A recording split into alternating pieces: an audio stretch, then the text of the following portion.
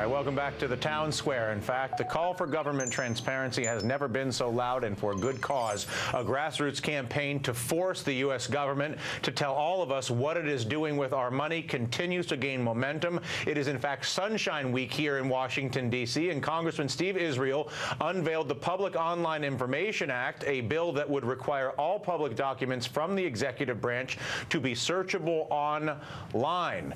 Here. Israel's bill, backed by the Sunlight Foundation, which is set to begin its Public Equals Online campaign on Thursday of this week. It is a grassroots effort to promote transparency among all public officials and gather better access to data. I strongly advocate you help them do this, quite honestly, because the more information we all have, the better we'll all be at figuring out where to go from here. Joining us now, the architects of these two efforts, Representative Steve Israel of New York and Sunlight Foundation co-founder and executive director Ellen Miller.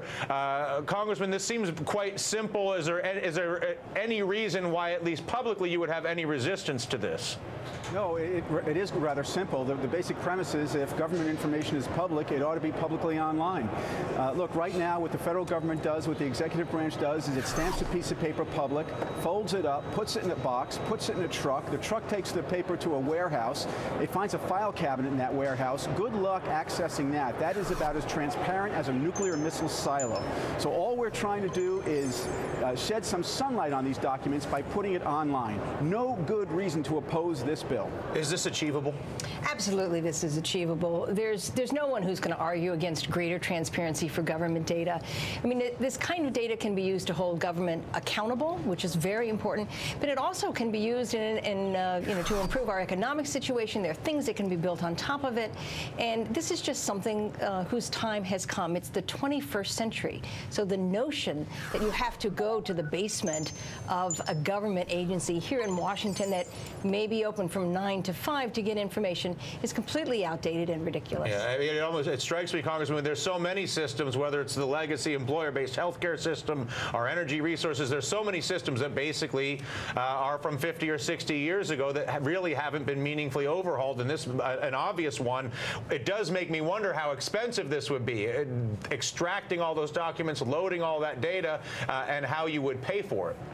It's actually going to be cheaper than the current process, because the current process requires somebody to stamp the document, fold it, put it in that carton, get a truck driver to put it on that truck, ship it out to a government warehouse and maintain it in perpetuity in a file cabinet someplace. Much cheaper just to digitize it, make sure that it's user-friendly, that you have online access to it. So it is not only cheaper, it also is more efficient and makes for a more productive government. Isn't technology scary? Why just the executive branch? The Congress seems to have a lot of transparency issues, whether it's earmarks, the legislative process, or its spending. Why is this just applied to the executive branch? Well, you know, Dylan, I actually put all of the earmark requests that I make. I don't accept corporate earmark requests. I haven't for several years, but everything is in my sunshine corner on the internet, and I'm hoping that all of my colleagues will replicate that. I believe it should include the legislative branch as well, and we're going to broaden the bill to include the legislative branch.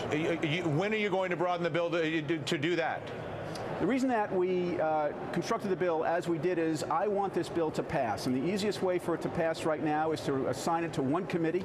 That's the Oversight Committee. That has jurisdiction over the entire executive branch. If I included the legislative branch in the bill now, and this is a matter of process, it'd be referred to a bunch of different committees. That is the death knell for this legislation. I want it to pass. When it does, we'll then include the legislative branch. And plus, it's easier to say, let's look at theirs than let's look at ours, don't you think?